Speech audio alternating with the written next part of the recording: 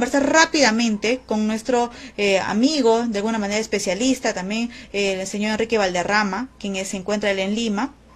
Y él también ha hecho una columna dentro de las opiniones que se van dando a lo que se vienen tomando las medidas por parte del gobierno. ¿Cómo estás? ¿Qué tal, Enrique? Bienvenido a Diálogo Regional, un gusto poder conversar contigo y también dar un poco más allá la información dentro de todo lo que tú vienes tornando también en tu punto, dentro de tu opinión, de lo que es el gobierno que viene presidiendo pues el señor Martín Vizcarra Cornejo. Muy buenas noches, estimada Anita, y a través de tu programa un gran saludo al maravilloso pueblo moquegua. Encantado de estar aquí a tus órdenes y disposición. Sí, efectivamente nosotros nos gustaría saber, ¿no? Has hecho tú una columna muy interesante, por cierto, y nos gustaría que nos des a conocer, ¿no? ¿Por qué realmente lo has puesto de esta forma? Pero ha sido muy chiquita, pero un poquito más allá quisiera que te explayes y que la región de Moquegua, ¿no? También sepa un poco más allá dentro de lo que tú has tornado, porque también hemos compartido esta columna referente al gobierno, dentro de lo que se viene administrando por parte del mismo señor Martín Vizcarra Cornejo. Bueno, el escenario, he publicado ahora dos cuestiones. Primero, una lectura de coyuntura mensual que realizo para el portal político Punto de Encuentro, en donde de alguna manera vemos primero que el Parlamento no tiene ninguna disposición de fiscalizar al Ejecutivo, no tiene ninguna disposición de interpelar a algún ministro, no tiene tampoco la perspectiva menos de censurar, y aún menos de negarle la confianza a un gabinete que realmente es un gabinete absolutamente irresponsable, incapaz. Estamos ahora ya prácticamente entrando al top 10 de los países con más contagios en el mundo, y estamos en el puesto 5 respecto a los casos activos en el mundo, que ese es otro tema. Una cosa son los casos acumulados y otra cosa son los casos activos. Estamos ahora quintos en los casos activos en el mundo, lo cual es una desgracia, es un desastre realmente la gestión que ha realizado Ceballos y compañía. Y lamentablemente lo que señalaba en la columna es que puede tener la tentación, porque la cuarentena tal y como está planteada es una cuarentena medieval, es una cuarentena cavernícola, es una cuarentena sin inteligencia, pueden estar empezando a soltarla muy de a poquitos. Creo que se ha iniciado supuestamente y debería iniciarse ya la fase 2 de esta recién determinados sectores, así es, pero en realidad no hay nada, o sea, no hay normas claras, no hay protocolos realistas, de alguna forma se percibe que el ejército no tiene la misma presencia que tenía antes, que la policía tampoco tiene la misma presencia, instituciones bastante golpeadas pues por el Ejecutivo, ¿no? Que no han contado con adecuada bioseguridad, sobre todo los policías. Creo que en eso los militares han tenido mayor respaldo, por lo menos de su comando, de sus superiores. Pero puede pasar de que como estén liberando la cuarentena muy de a pocos, al final terminen liberándola al 100% aún hacia noviembre o hacia diciembre, y esto generaría, lamentablemente, el argumento para que puedan decir ya no hay tiempo para convocar elecciones generales. Como no hay tiempo para convocar elecciones generales, pues bueno, el Congreso decide prorrogar, junto con el presidente, en algún acuerdo político, quizás la realización de los comicios 6 meses o 1 año. Que simplemente sería pues un plan en el cual tanto Vizcarra se sentiría cómodo como el Parlamento también podría extender su mandato. Tienen 89 votos, que son los votos de la confianza, los cuales permite hacer básicamente todo lo que quieran. Es muy peligroso, y eso lo he planteado en la columna. He planteado además que tenemos que tomar en cuenta un tema muy importante, y eso lo he publicado ahora también en una videocolumna, y es el gran subregistro que existe. Yo creo que los que te escuchan y los que ven tu programa van a pensar lo siguiente, y se den cuenta que entre el 2017, 2018, 2019, mes a mes aproximadamente han fallecido 9.000 peruanos. Esa es la cifra estándar, 9.000, 9.200, 9.100.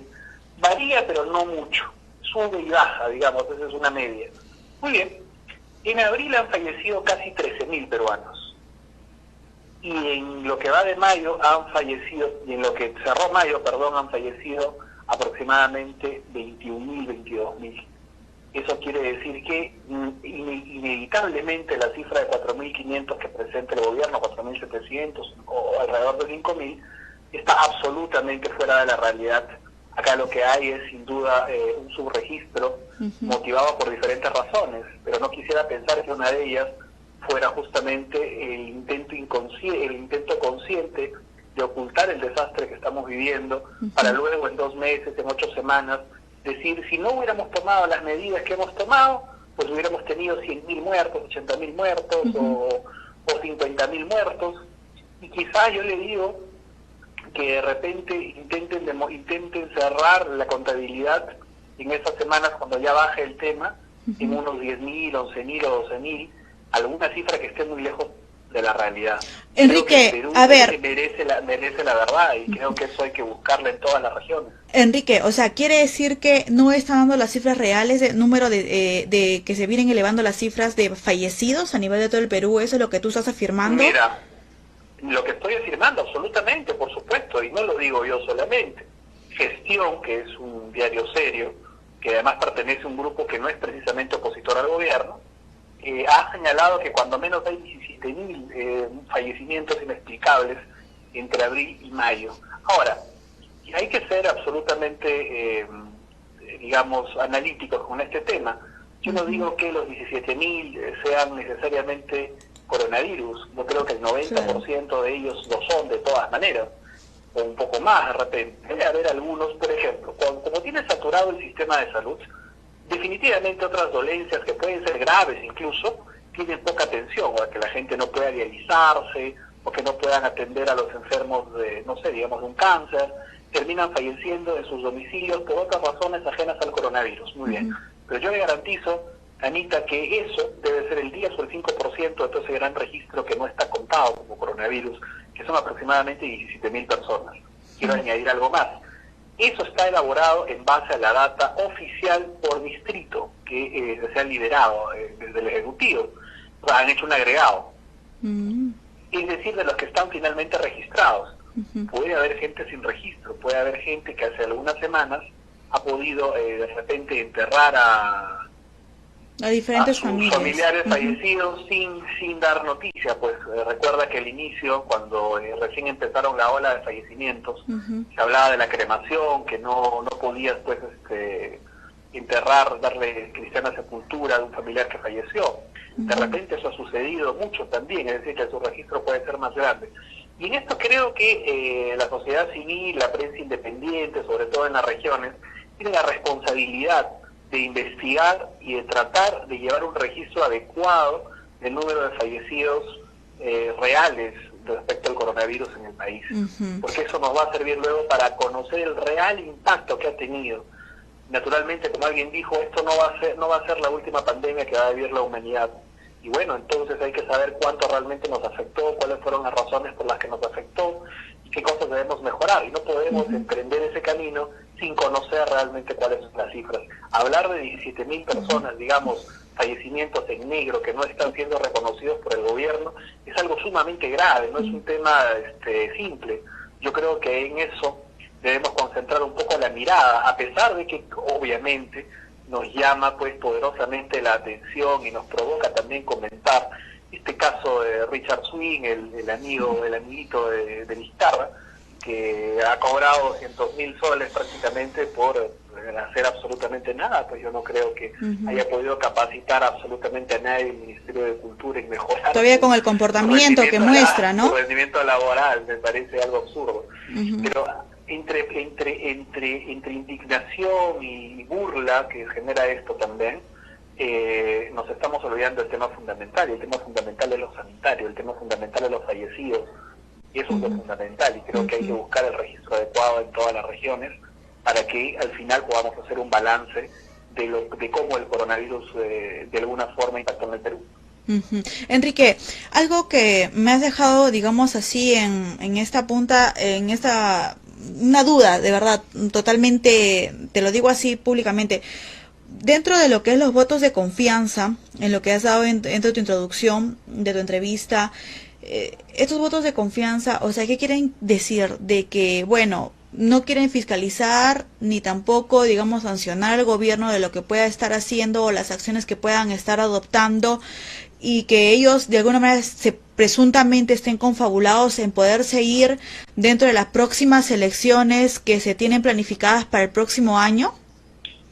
Mira, yo creo que hay que dividir las cosas. El voto de confianza se le tenía que otorgar o no al gabinete de acuerdo a su rendimiento, de acuerdo a lo que estaban realizando en el marco de la crisis que vivimos, y de acuerdo a el sentido que ha tenido los decretos de urgencia que han presentado a lo largo, y los decretos legislativos que han presentado a lo largo del interreño constitucional.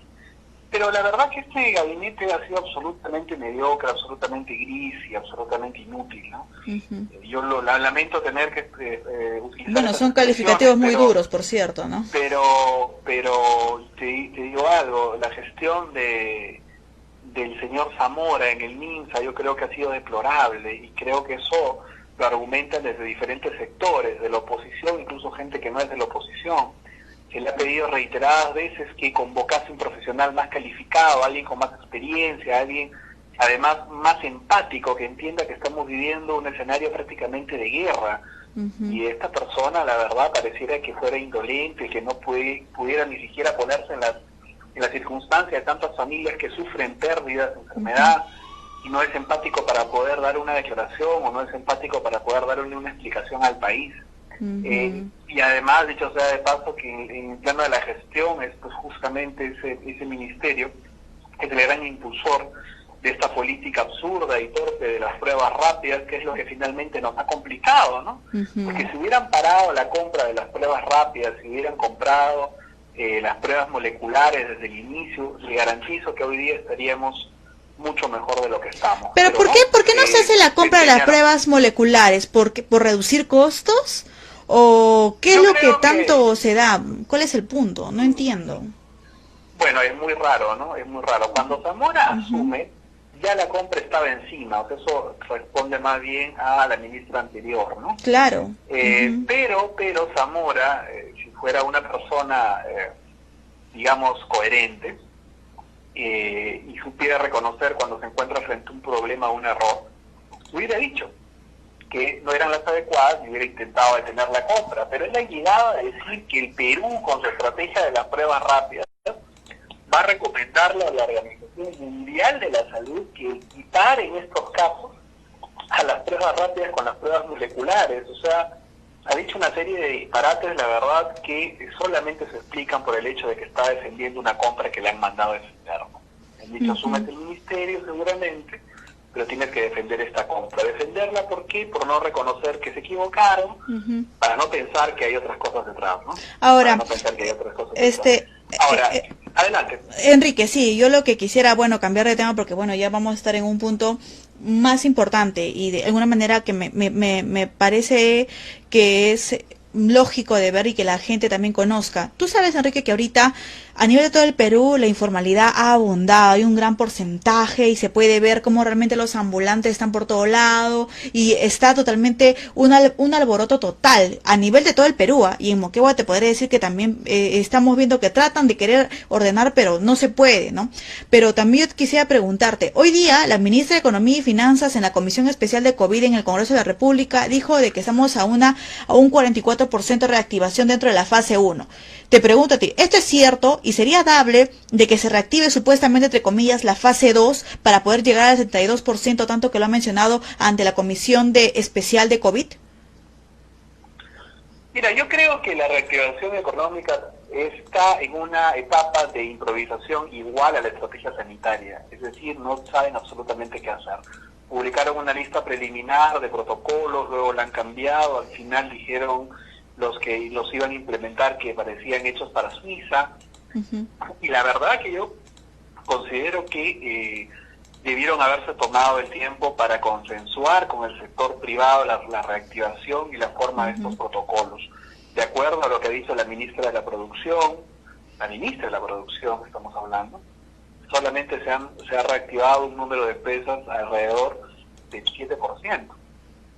Por lo tanto, hablar de 40, de 30, de 20, yo creo que está muy por encima del contexto real en el que vivimos, ¿no? Y eso pasa básicamente porque sin una estrategia sanitaria tú no vas a poder. Hay un límite natural. Pónganse a pensar una cosa. Si la economía es 70% informal, los planes de reactivación económica o el esquema de liberalización de la economía en esta etapa de emergencia no pueden ir más allá del 30% por una razón lógica, porque solamente el 30% es formal. Por lo tanto, solamente pueden construir protocolos para la parte formal. Por lo tanto, decir que hay posibilidad de ir más allá de ese 30 es engañar, y no, eso no es verdad. El problema es que para ese sector informal va a ser muy complicado que se pueda hacer algún tipo de protocolo, digamos, muy específico, porque ni siquiera tienen supervisión y control.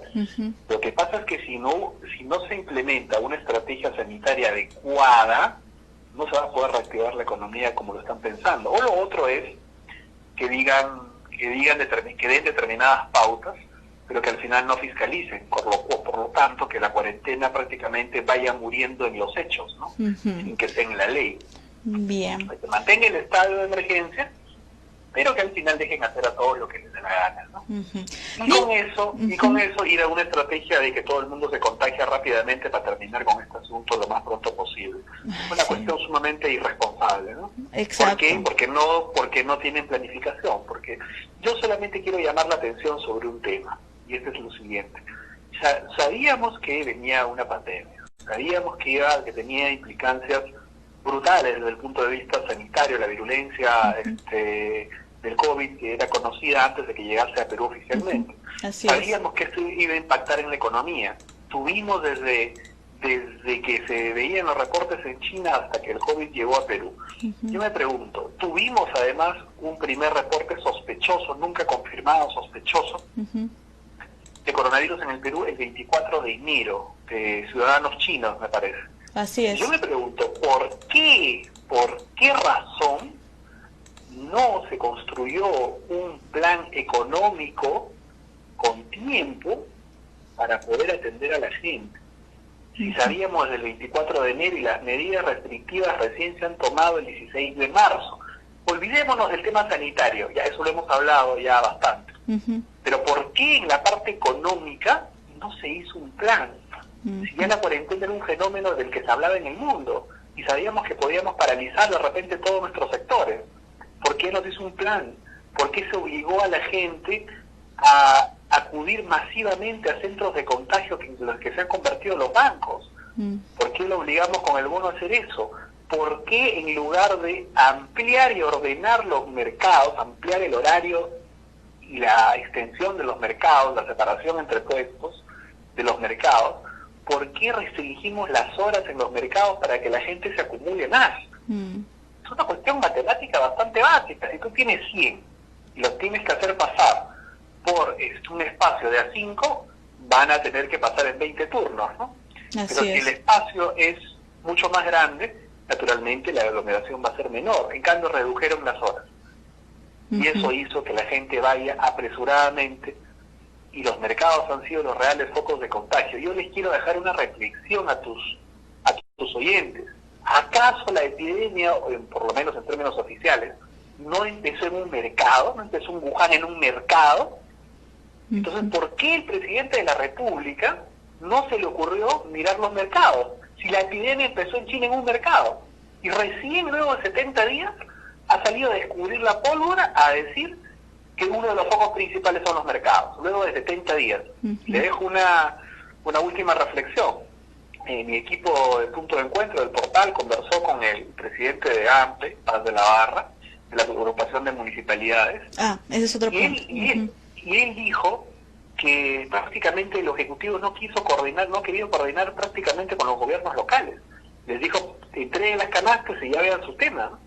Y creo que eso ha sido incluso a propósito, ¿no? Incluso les empujó el problema para que ellos puedan complicarse con este asunto de las canastas y la gente reclama a los gobiernos locales. No les han dado información, no les han dado logística, no les han dado orientación ni los han permitido participar de una adecuada estrategia. Creo Importante. Que hay muchísimo por mejorar y creo que hay que tratar de hacerle llegar algunas ideas porque realmente este Ejecutivo está absolutamente perdido.